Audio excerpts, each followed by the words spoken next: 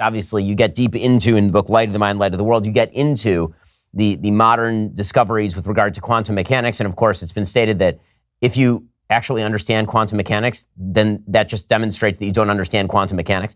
It is bizarro world. It is almost impossible to truly understand what the hell anybody is talking about, because it really is about wild levels of indeterminacy, things spontaneously popping in and out of existence and such. What does that have to do with the exploding of certain ideas that atheists and materialists have about the universe?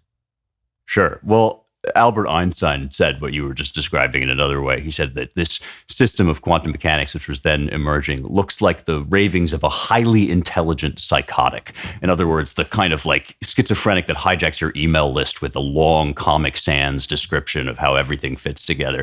That's what quantum physics can kind of look like. And as I said, it begins really with the earlier work of Ludwig Boltzmann, who kind of inspired these guys like Max Planck and later pioneers who discover, as you say, that at certain levels of the material world, we're not actually looking at a bunch of billiard balls clattering together. We're not looking at these lumps of matter colliding. We're looking at something much more mysterious and strange.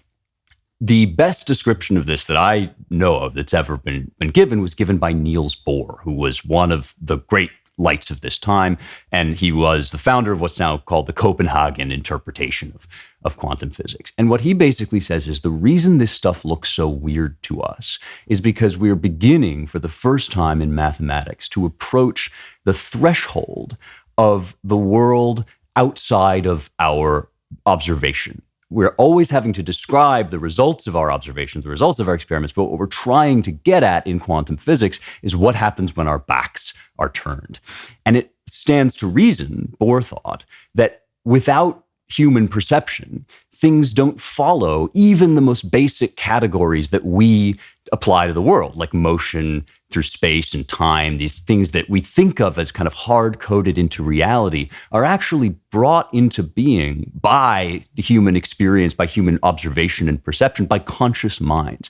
And what I think this really means is that the world of Laplace, which is this pure machine described so beautifully by the Newtonian equations, this world that we think of as a kind of dead object with no human involvement, no human will as part of it, is actually something that we are co-creators of. The world needs us to take the shape that we experience the world in. And that actually is the reality, the situation described in Genesis. As you alluded to, man in the image of God, a creation that has to be seen in order to be brought into being, a creation that is the product of language and communication. All of these things are at the heart of what quantum physics suggests and leads us to discover about the world. And it totally upends this idea that we're meat robots living in a metal machine. You know, what you're talking about also has a sort of corollary for religious people who have bought into this binary as well. So we've talked about scientific materialists who've bought into the binary, that you can't be a religious person and still believe in science. But there have been a lot of religious communities that have responded to that binary by saying, fine, we just won't buy into science. All right, so if you're telling me one of these things is false, then I pick science is false and the Bible is true. And it's literally factual in every respect, that there's no metaphor, there's no poetry, it's not a bunch of different forms of literature, that everything is to be taken absolutely literally, that the earth is actually some 5,000 years old, that the dinosaurs did not exist, that they were planted there by God. How do you respond to people who are religious and take the Bible seriously, so seriously that they say that if the words of the Bible seem to be in conflict with the discoveries of science, then science must just be wrong? Well, you know, I have a tremendous respect for people that are so firm in their faith that they want to make sure that nothing attacks or destroys or undermines it. I know that this is something we cling to as the core of what makes us virtuous, what leads us into the truth, what shapes our lives to be good and upstanding. And I have no desire to take that away from anybody or to attack it even, really. But I do tell a pair of stories in the book that I think speaks to this. And the first one is the story of Albert Einstein, whom we've mentioned already, one of the great geniuses of the 20th century, who begins as a boy with a deep and abiding love and fascination for the Bible and for his Jewish upbringing and teaching. And at around the age of 12, says Einstein, he finds out about paleontology. He discovers dinosaurs. And he basically says, I gave up my Bible for my science textbooks because I was looking for truth, and I concluded that here was truth. Now, that's a person who has accepted an understanding of truth that was effectively invented in the wake of the scientific revolution, that unless something is telling you materially verifiable facts that can be measured and observed on a graph or a chart, then it has no truth at all. And of course, Einstein weighs the Bible and religion in the balance and finds it wanting. The other story I tell is Charles Spurgeon, who says exactly what you say. This is the great preacher, Charles Spurgeon, and he says, some people are confronting me with this evolutionary theory.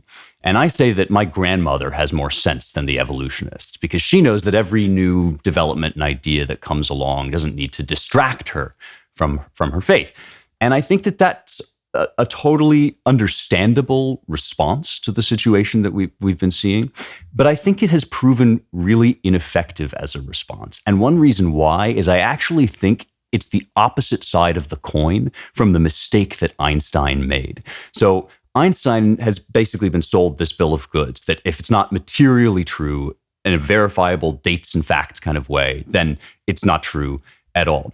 Spurgeon is accepting the very same thing and playing the materialists' game. And there are certain branches of biblical fundamentalism that I actually think, without realizing it, give the game away before it starts by refusing to admit the possibility of metaphor, of storytelling. Of course, there are historical facts recorded in the Bible, but there's also a much larger and richer vision of humanity that's conveyed in all these other different ways traditionally throughout the history of the church.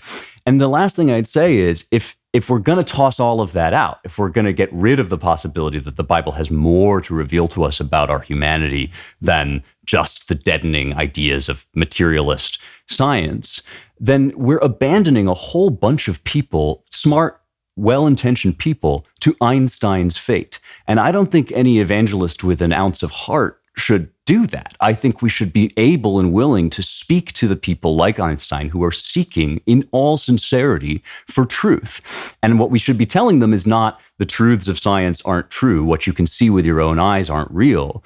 What we should be telling them is there's so much more that you can understand about the world, about yourself, about your place in the universe than only science and only matter can tell you. And that's what's contained in our scriptures and our wisdom traditions. Are you tired of the lies and the twists of the mainstream media talking points? Yeah, me too. Join me in my newest series, Fact, where I dismantle and bring truth to this tiring mainstream agenda.